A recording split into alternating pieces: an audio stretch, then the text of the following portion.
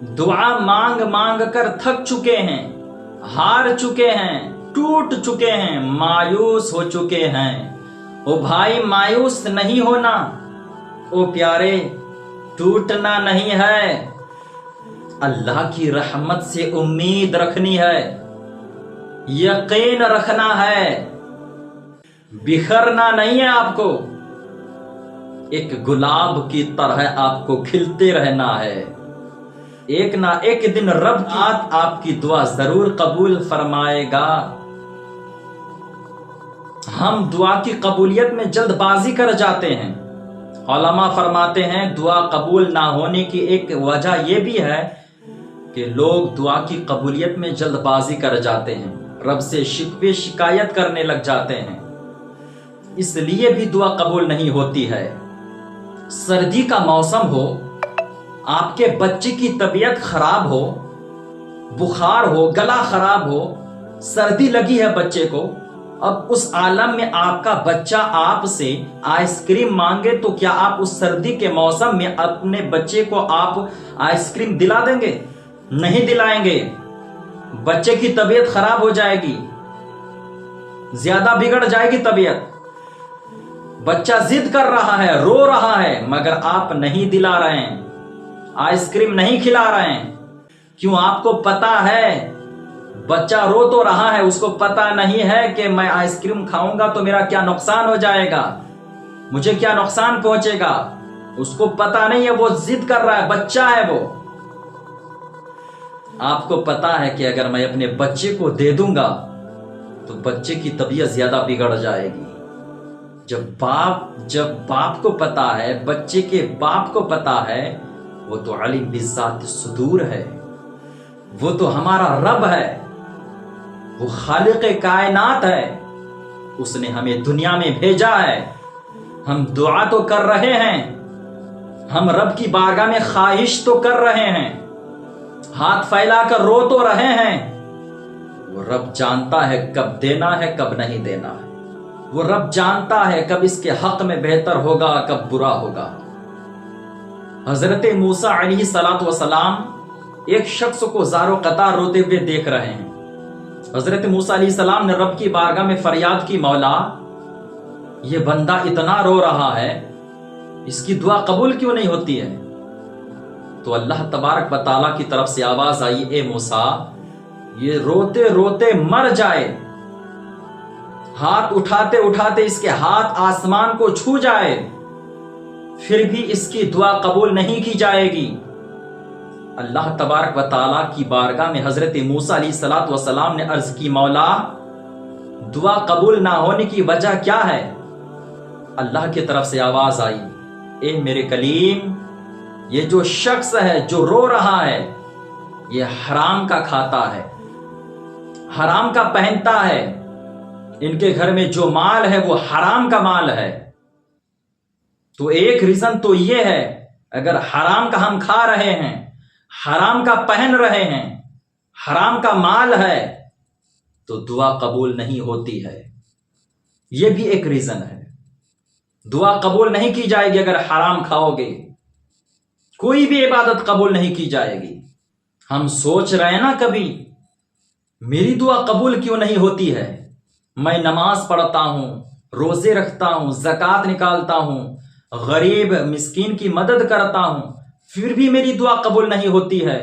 فلاں شخص تو نماز نہیں پڑھتا، ظالم ہے، غریبوں کا حق دباتا ہے، دوسروں کو پریشان کرتا ہے، پھر بھی اس کی دعا قبول ہو جاتی ہے، پھر بھی اس کو کچھ نہیں ہوتا، پھر بھی اس کی زندگی اچھی گزر رہی ہے۔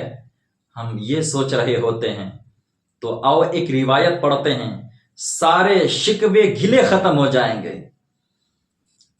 روایت میں آیا ہے کہ جو شخص پرہیزگار ہو، متقی ہو، رب کی بارگاہ میں وہ دعا کرے، پروردگار میری دعا قبول فرما، پروردگار میری فلاں خواہش قبول فرما، جب ہاتھ اٹھا کر رب کی بارگاہ میں دعا کرتا ہے تو اللہ تبارک و تعالی فرشتوں سے ارشاد فرماتا ہے، فرشتوں اس کو دینے میں جلد بازی مت کرو، اس کا مانگنا مجھے پسند آ رہا ہے۔ سبحان اللہ، میرے پیارے دنیا میں کوئی بھی خواہش پوری نہ ہو، کوئی بھی دعا قبول نہ ہو، صرف رب کی بارگاہ سے یہ پیغام آ جائے، فرشتوں اس کا مانگنا مجھے پسند آ رہا ہے، بس یہ پیغام مل جائے، زندگی ہی بدل جائے گی، قسمت کے ستارے ہی چمک جائیں گے، مقدر کے سکندر بن جائیں گے۔ رب کی بارگاہ سے اگر کسی بندے کو یہ پیغام مل جائے، ہم سوچ رہے ہیں فلاں کی دعا کیوں قبول ہو جاتی ہے؟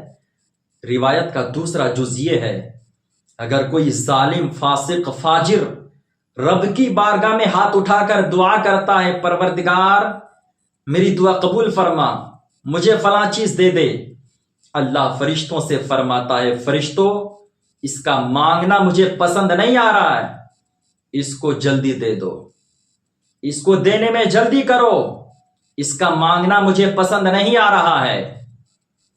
تو میرے پیارے دوستو، بزرگوں، دعا اگر قبول نہ ہو تو رب سے شکوے شکایت نہ کیا کرو، کیونکہ اگر دنیا میں ہم نے کوئی نیک خواہش ظاہر کی ہے رب کی بارگاہ میں، ہم نے کوئی دعا کی ہے اور وہ دعا قبول نہ ہوئی ہو، تو اس کا بدلہ کل قیامت کے دن دیا جائے گا، اس کا اجر کل قیامت کے دن عطا کیا جائے گا، اور جب اس دعا کا بدلہ، اس دعا کا اجر وہاں پہ عطا کیا جائے گا، بندہ وہاں تمنا کرے گا کاش دنیا میں کوئی بھی میری دعا قبول نہ ہوتی، کوئی خواہش قبول نہ ہوتی، اور اس دعا کا صلہ مجھے یہاں مل جاتا۔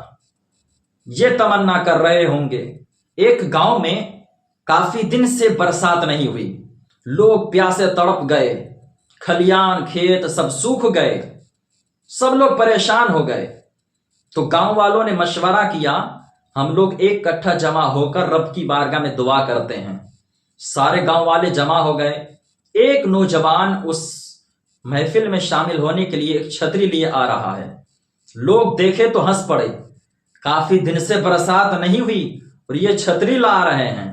جب وہ نوجوان پاس میں آیا، لوگوں نے پوچھا، بھائی ایک تو برسات نہیں ہو رہی ہے، تم چھتری کا کیا کرو گے؟ تو اس نوجوان نے بڑا پیارا جواب دیا۔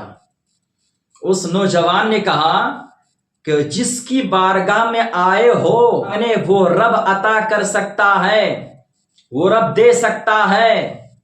اس کی بارگاہ میں مانگنے آئے ہو نا، تو امید یقین کامل رکھو، کیونکہ وہ رب بارش برسانے پر قادر ہے، اور بارش مانگنے آئے ہو، بارش آ جائے تو گھر کیسے جاؤ گے؟